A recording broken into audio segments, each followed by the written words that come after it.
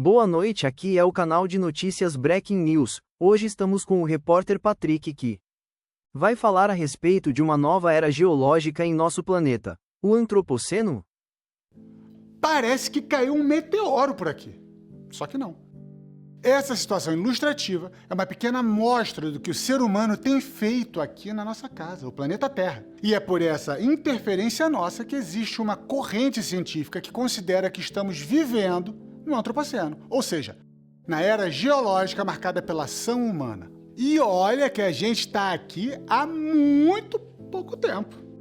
Se a história do universo, que tem 13,8 bilhões de anos, pudesse ser considerada em um ano, o Homo sapiens só ia aparecer no dia 31 de dezembro, mais ou menos uns 7 minutos antes da virada do ano. Essa escala didática foi criada pelo astrônomo Carl Sagan em seu livro Os Dragões do Éden, e dá uma boa noção de como somos uma gota nesse oceano de tempo que é a história do universo. A história do planeta Terra é de aproximadamente 4,6 bilhões de anos, e os cientistas dividiram esse período em eras geológicas, a Paleozoica, a Mesozoica e a Cenozoica, que é a que vivemos hoje.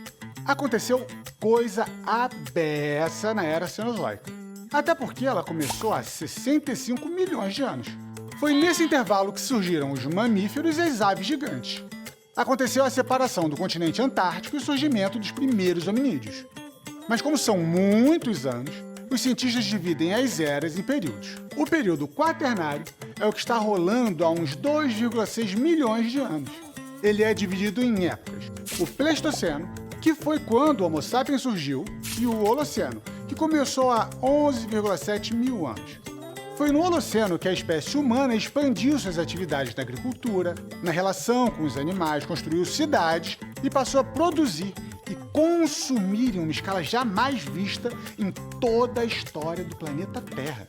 Depois de observar e estudar esse crescimento populacional e o impacto destruidor do ser humano no planeta, uma dupla de cientistas formada pelo químico Paul Crutzen e o biólogo Eugene Stormer publicou um artigo propondo que o planeta está num novo tempo geológico, que é a Idade dos Humanos, ou Antropoceno. A partir daí, estudiosos de várias áreas começaram a debater amplamente o tema. Um comitê de cientistas passou 15 anos discutindo se iria, ou não, declarar oficialmente o fim do Holoceno e o início do Antropoceno como época de tempo geológico. Mas a proposta foi derrotada por 12 votos a 4. A União Internacional de Ciências Geológicas usa critérios muito técnicos e rígidos para demarcar a história do planeta. Um dos pontos de discordância entre os estudiosos é quando essa interferência dos seres humanos teria começado. Existem marcos importantes na história do planeta. Um deles foi a intervenção do hominídeo na extinção da megafauna, que é o nome do conjunto de animais que viveu no Pleistoceno. Outro marco foi que há aproximadamente 10 mil anos dominamos a agricultura e aí começou o desmatamento e o aumento da concentração de dióxido de carbono. Quando o arroz passou a ser cultivado, há 5 mil anos, as concentrações de metano começaram. E então vieram as grandes navegações. Os europeus chegaram às Américas e houve um intercâmbio de espécies de diferentes continentes. Foi o primeiro momento de globalização e as doenças trazidas dos continentes europeu e africano causaram a morte de milhões de pessoas. Essas mortes interferiram na mão de obra para a agricultura e, como consequência, algumas florestas começaram a crescer novamente e passaram a sugar o dióxido de carbono da atmosfera. E aí, a temperatura caiu. No final do século XVIII, com a Revolução Industrial e Energética que aconteceu na Europa, o ser humano passou a usar amplamente os combustíveis fósseis. E para Paul Crutzen, aí seria o início da era Antropoceno. O meio do século XX tem mudanças muito significativas.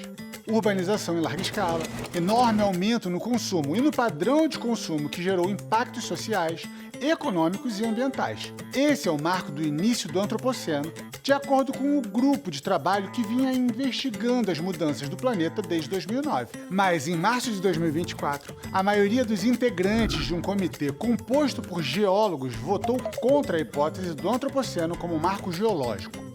Um dos argumentos contra a proposta é que as mudanças são recentes e precisam de evidências geológicas mais profundas. Mas isso não quer dizer que não existam argumentos a favor, muito pelo contrário. O debate continua, até porque as evidências da interferência do ser humano no planeta Terra vêm crescendo cada vez mais. Isso faz o antropoceno ser considerado, no mínimo, um evento que gera consequências graves para todos nós.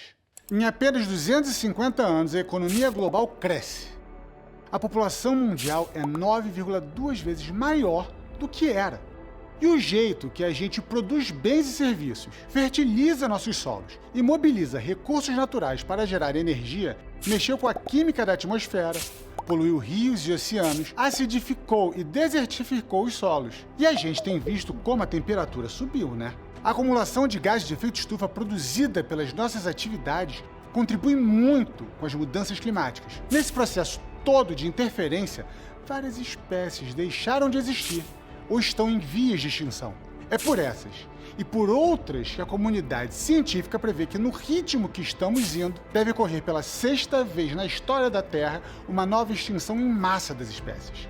Um estudo do Centro Nacional para a Restauração do Clima prevê que a gente pode atingir um ponto de não retorno até o meio do século XXI.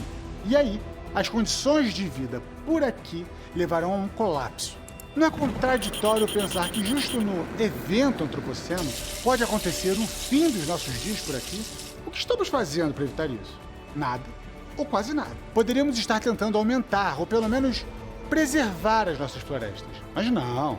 Um estudo da Universidade de Yale, que saiu na revista científica Nature, mostra que o desmatamento é maior que o reflorestamento. Isso significa a perda de 10 bilhões de árvores por ano. E o nosso país é um dos que mais desmata e menos refloresta. Você não fica preocupado com o seu futuro, dos seus filhos e da sua família? Se sim, precisamos parar de assistir à destruição enquanto fazemos piquenique no parque, né? Para começar, podemos repensar nosso modo de consumir. Quanto de embalagens plásticas você usa? Daria para substituir? Mas o alerta é geral. Precisamos nos posicionar politicamente, cobrar dos governos soluções mais efetivas para impulsionar as energias menos poluentes, proteger a biodiversidade e os nossos recursos hídricos. Isso precisa ser feito já. É hora de agir.